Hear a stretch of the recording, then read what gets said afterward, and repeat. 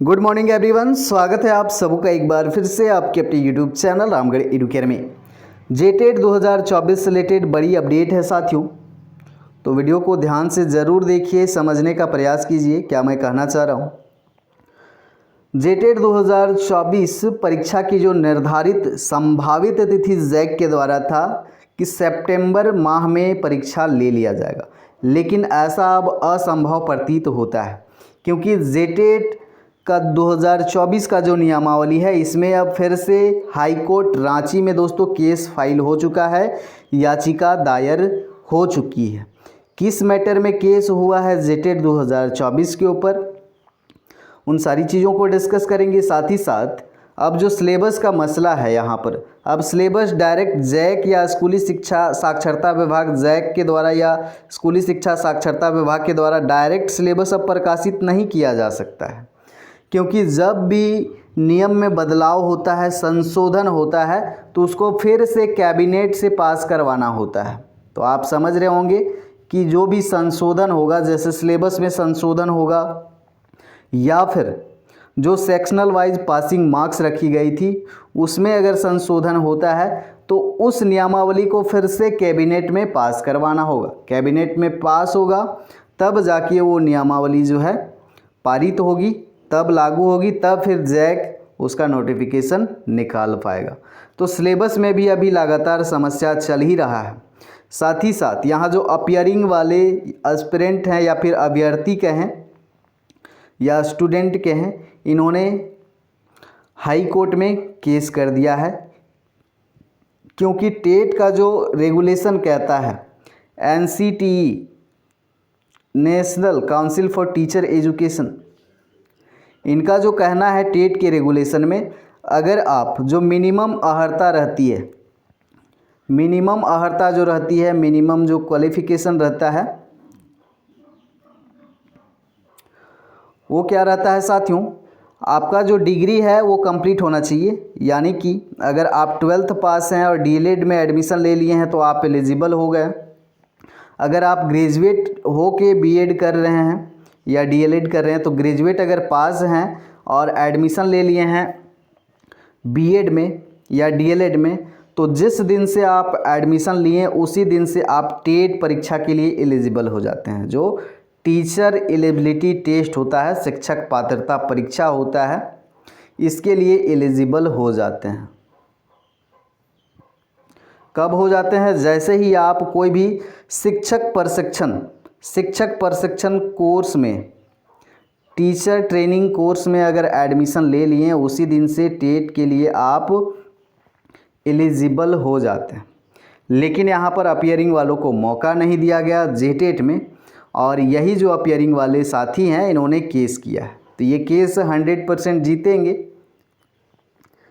क्योंकि NCTE का guideline को फॉलो कर ही नहीं पा रहे। अब इन्होंने जो याचिका दायर की है यहाँ पर पूरा मेंशन किया है इन्होंने, क्या क्या उल्लंघन हो रहा है, क्या क्या समस्याएं हैं नियमावली में योग्यता से संबंधित। साथ ही साथ इन्होंने अदर स्टेट का भी जिक्र किया है कि अदर स्टेट के जितने भी टेट हो रहे हैं या होते हैं उनमें अपियरिंग को मौका मिल रहा है, हमारे यहाँ क्यों नहीं मिल रहा है, क्यों नहीं NCTE के गाइडलाइन को फॉलो किया जा रहा है। अब यहाँ पर सिलेबस या नियमावली कौन आंध्रा बहरा बनाया समझ में नहीं आ रहा है। एक तो टेट का जो NCTE का रेगुलेशन है कि एवरी ईयर कंडक्ट करवाना है जेटेट, ये तो हुआ नहीं। उसके बाद सिलेबस जो है 6 to 8 का जो सिलेबस है वो मैक्सिमम आपका 10 क्लास तक होना चाहिए, और 1 to 5 का जो सिलेबस है आपका 8 क्लास तक का होना चाहिए। सिलेबस में भी विसंगति, योग्यता में भी विसंगति, साथ ही साथ यहाँ पर और भी कुछ ना कुछ निकलेगा एरर। तो ये जो है मैं सारा कंक्लूड करके आपको बता दे रहा हूँ। यहाँ जो भी केस करने वाले हैं सबका डिटेल है, बोर नहीं करूँगा आपको। यहाँ 47-48 पेज का डिटेल है। तो जो भी कोर पॉइंट्स हैं, जो इम्पोर्टेंट बातें थी, मैंने आपको ऊपर ही मेंशन कर दी। अब यहाँ केस किस मैटर में हुआ है, योग्यता से संबंधित हुआ है। To hold and declare that rule 6 of the Jharkhand teachers ability test 2019 as notified and published by the respondent vide notification as content in memo number 1603 dated 4/10 2019, उसके बाद में as amended by way of Jharkhand teacher ability test second amendment, जो दूसरा संशोधन किया, जो 2019 का जो नियम था वो तो था ही, लेकिन इसमें जो दूसरा संशोधन किया गया 2024 में, ठीक है, ये कब हुआ? 2024 में। वाइड नोटिफाइड नंबर, यहाँ पूरा डिटेल दिया हुआ है और बताया है कि ये फॉलो नहीं कर रहा। अब कौन कौन सा रूल रेगुलेशन फॉलो नहीं कर रहा है एनसीटीई का?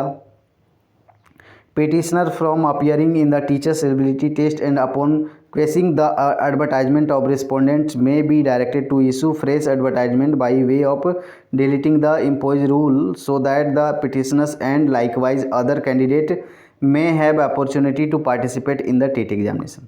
अब ये देखिए, ये जो पिटिशनर्स हैं, जितने भी पिटिशनर्स हैं सभी अपियरिंग वाले हैं, तो इन्हीं का डिमांड है और ये सही डिमांड है, ये बिल्कुल गलत नहीं है। अपना हक मांग रहे हैं, हक के लिए लड़ रहे हैं, सही बात है।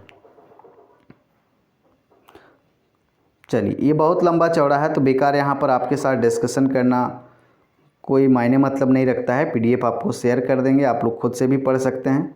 जो कंक्लूज़न निकला वो मैंने आपको बता दिया कि जो अपियरिंग वाले हैं बीएड के और डीएलएड के, जिन्होंने नामांकन लिया है या फिर 23-25 के सेशन के भी हैं, कुछ 24-26 के सेशन के भी हैं, तो उन्होंने क्लेम किया है कि एनसीटीई का जो गाइडलाइन है वो अलाउ करता है, जिस दिन से आप नामांकित हो जाते हैं, एडमिशन ले लेते हैं शिक्षक प्रशिक्षण संस्थान में, उसी दिन से आप टेट परीक्षा के लिए योग्य हो जाते हैं।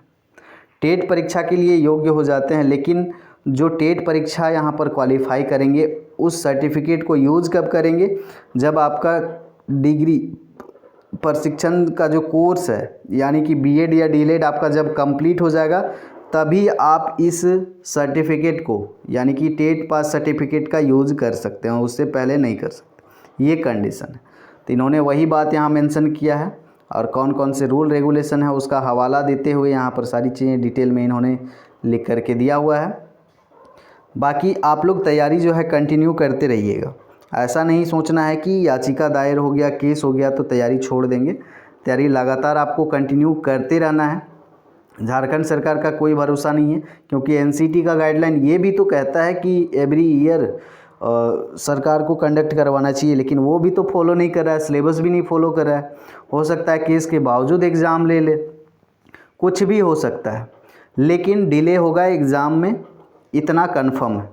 सो आप लोग तैयारी जितना पॉसिबल है आपसे उतना तैयारी करते रहिए, कंटिन्यू करते रहिए। एग्ज़ाम होगा, लेट होगा, वो अलग मैटर है, तैयारी अपना करते रहना है। आगे के अपडेट के लिए बने रहना है। धन्यवाद।